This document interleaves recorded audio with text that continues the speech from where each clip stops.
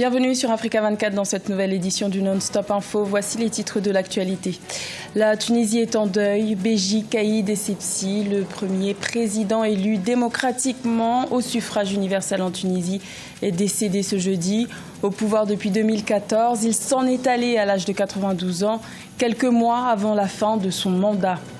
Les autorités burkinabées restent optimistes face à la menace terroriste qui touche le pays depuis près de 4 ans. La sécurité a été renforcée aux frontières pour assurer une meilleure protection des populations, notamment dans la région du Sahel. Et le gouvernement togolais envisage de réhabiliter près de 600 km de route d'ici 2022.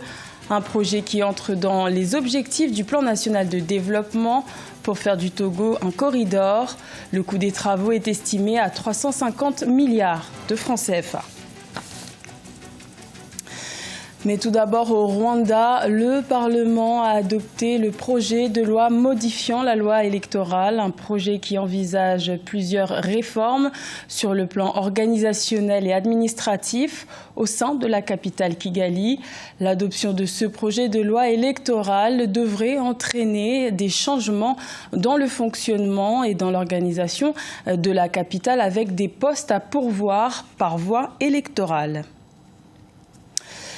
La Tunisie est orpheline d'une figure de la Révolution après l'annonce ce jeudi de la mort du président Béji Caïd Essebsi à l'âge de 92 ans, premier chef de l'État élu démocratiquement en Tunisie.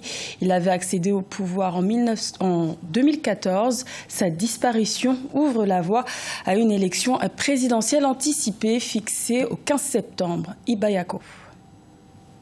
Décès du président tunisien Béji Caïd Essebsi. La présidence de la République a annoncé ce jeudi 25 juillet le décès du chef de l'État tunisien.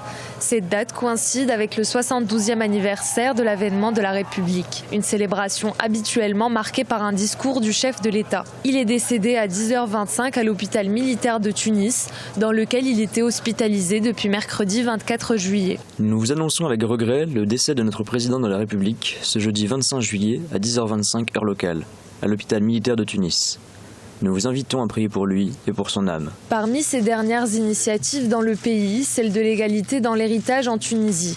À l'occasion de la journée de la femme tunisienne, le 13 août 2018, il a traduit cette loi dans la constitution du pays. Outre cette mesure, le président tunisien n'a pas ratifié le code électoral qui exclut des candidats des scrutins législatifs et présidentiels prochains. L'ancien code électoral reste en vigueur, tandis que le dépôt des listes de candidats aux législatives débute ce lundi 22 juillet. Cette disparition de Béji Caïd Essebsi entraîne la vacance du pouvoir à la tête de l'État. 2 types de vacances du pouvoir sont prévus par la constitution tunisienne. L'une exige que le Premier ministre remplace le président pour une période courte, l'autre que le président du Parlement assure l'intérim pour un temps plus long. Tout a été planifié par la constitution tunisienne. Le président de la République, s'il venait à disparaître, le président de l'Assemblée nationale ou de l'ARP, comme on l'appelle à Tunis, devient président pour un maximum de 90 jours.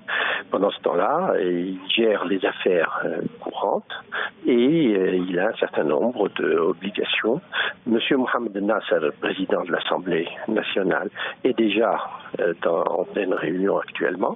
Il a déjà rencontré le Premier ministre nommé par M. Caïd Essebsi. Âgé de 92 ans, il était le premier président élu démocratiquement en décembre 2014, père de 4 enfants. Il laisse derrière lui une famille et un peuple tunisien endeuillé. Avocat de formation, il faisait partie des militants pour l'indépendance tunisienne et fondateur du parti politique Nida à Tunis. Le chef d'État laïque s'opposait aux pensées du parti islamiste Ennahda. Également dans l'actualité, la Côte d'Ivoire se prépare en vue de l'élection présidentielle prévue en 2020. Le président Alassane Ouattara se montre confiant pour une nouvelle candidature. Il a d'ailleurs invité les dirigeants de son parti, le RHDP, à être plus à l'écoute des militants, notamment par une présence plus marquée sur le terrain pour répondre aux différentes demandes. Un bureau politique national devrait voir le jour pour permettre au RHDP de communiquer plus aisément avec les citoyens. Le gouvernement burkinabé reste optimiste dans sa lutte contre le terrorisme. Plusieurs opérations de sécurisation et de riposte ont été effectuées dans certaines provinces. Par ailleurs, les forces de défense et de sécurité ont été renforcées. Philomène Tiné.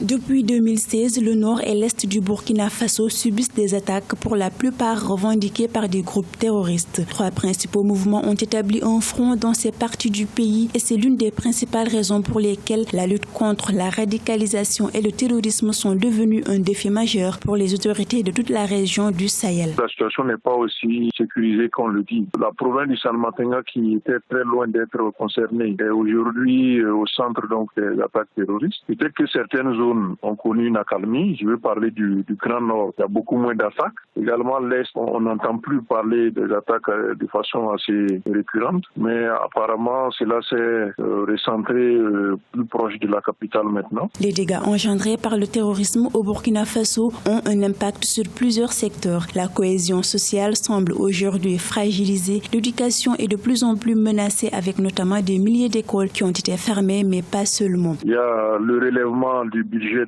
du ministère de la Défense, de jusqu'à 30%. Il y a l'adoption de la loi de programmation qui verrouille en quelque sorte les moyens sur 5 ans. Et on sait bien que beaucoup de choses sont en train de se faire. La nature même du conflit fait qu'il est assez difficile d'avoir des résultats probants de façon radicale. Le Burkina Faso est confronté actuellement à une crise humanitaire sans précédent. Les affrontements intercommunautaires et les attaques terroristes dans le nord du pays ont provoqué des déplacements massifs de population, détériorant davantage la situation de communautés déjà vulnérables.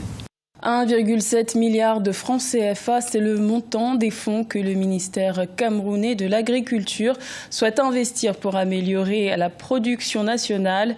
Ce financement servira à l'acquisition de semences de qualité dans le pays, avec l'objectif de réduire le volume des importations. Corinne Kamsefem.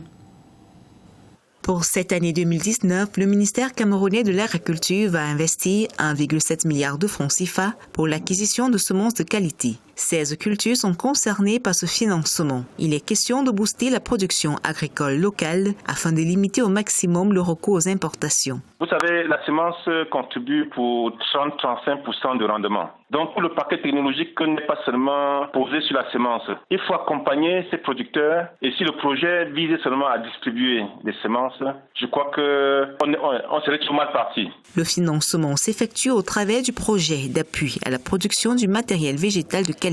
Créé en juin 2017, ce projet a pour objectif majeur de garantir une bonne collaboration et coordination entre les différents acteurs de la filière semences et imposer la rigueur dans la maintenance des espèces et variétés en cours de commercialisation. En matière de maintenance, de multiplication de façon pérenne, il faut impliquer les institutions de recherche comme l'IRAD ou Minérésy. Le plus important, c'est la création des banques de conservation de ces semences. Nous avons perdu presque 80% du matériel végétal au Cameroun parce que le Cameroun avait complètement arrêté de maintenir les banques qui permettaient de conserver les semences. Ce fonds d'1,7 milliard de francs CFA mis à disposition est un apport non négligeable pour l'acquisition et la distribution de 298 tonnes de maïs composite. Si ces efforts sont constructifs, 38 tonnes de sorgho, plus d'1 million de plants certifiés de bananiers plantains, 400 plants certifiés de collatiers greffés et environ 1,7 million de boutures certifiées de manioc seraient accessibles.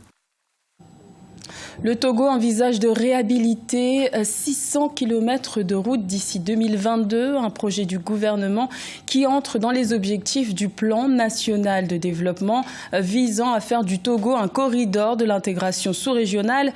Le coût global des travaux est estimé à plus de 350 milliards de francs CFA. Amenage. En vue de faciliter l'accès aux zones enclavées et désengorger certains axes du secteur routier au Togo, le gouvernement envisage de réhabiliter et de bitumer près de 600 km de routes d'ici 2022. Cette ambition se traduit par un vaste programme visant à doter le pays de voies, facilitant la bonne circulation des personnes et des biens et l'écoulement des produits agricoles vers les grands centres urbains. Faire des routes, c'est très bien pour l'intégration nationale et l'intégration régionale. Nous avons 60-70% des gens qui sont à 2 roues. Il faut régler ce problème. Il faut donc faire des routes, ils les prennent en compte, surtout pour leur sécurité. Le coût global des travaux est estimé à plus de 350 milliards de francs CFA et une partie des fonds a déjà été mobilisée. Il s'agit de revoir dans le sud le grand contournement de Lomé, de Baguida à Adétikopé et les axes Sévier, Kévé, Zolo qui ont une frontière avec le Ghana. Les travaux concernent également d'autres voies nationales difficilement praticables sur 322 km. Les sociétés qui sont chargées de faire ce travail, est-ce qu'elles le font à des coûts compétitifs, des coûts acceptables? Est-ce qu'il n'y a pas des surfacturations? Non, ce n'est pas intéressant si ces coûts ne sont pas contrôlés et s'il n'y a pas des audits. Et enfin, il faut savoir, est-ce qu'on s'occupe réellement des besoins des populations? Outre ces principaux axes qui bénéficieront d'une réhabilitation grâce au projet d'infrastructure et de développement urbain financé par la Banque mondiale, d'autres travaux sont en cours d'exécution dans l'objectif de garantir aux populations une sécurité routière. C'était le journal de la rédaction. Merci de l'avoir suivi. L'information continue sur Africa 24.